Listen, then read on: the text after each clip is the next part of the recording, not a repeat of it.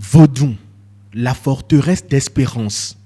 C'est un chef-d'œuvre de 226 pages qui restaure l'image souvent écornée du vaudou. Le vaudou, pour beaucoup, est de la négativité. Mais lorsque vous lirez l'ouvrage de Micheline Adjovi, vous n'allez pas comprendre, vous n'allez pas connaître ce que c'est que le vaudou, parce qu'il est insondable. Mais vous en aurez une idée authentique, vous en aurez une idée vraie, vous en aurez une idée inspirée, vous en aurez une idée sincère.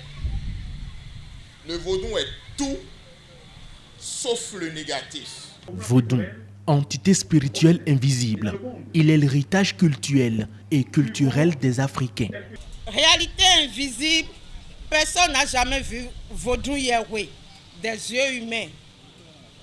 Omniprésent, il se manifeste en 1001 formes, à travers, entre autres, le calme, des vibrations, des sons, des courants et des couleurs qui se meuvent et interagissent au profit de l'homme en rapport à ses pensées, sa parole, ses actions et juste dans ses faits et gestes.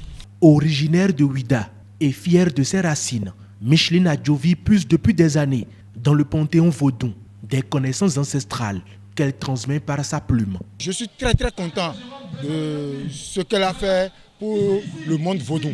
Vaudou ne fait pas du mal, vaudou est bienfaiteur. Le Bénin est grand par ce qu'il a par le vaudou. Un vaudou qu'on ne doit plus fuir, un vaudou qui doit être vu de côté totalement positif. L'une des raisons de notre sous-développement, c'est que nous nous basons sur la culture des autres. Cela fait notre sous-développement et elle vient poser la base en disant que la seule manière pour nous de nous développer, c'est de reconsidérer nos sources, notre origine. Micheline Adjovi est auteur de plusieurs ouvrages. Vodun, la forteresse d'espérance, en est le 4e après celui intitulé L'audace du meilleur.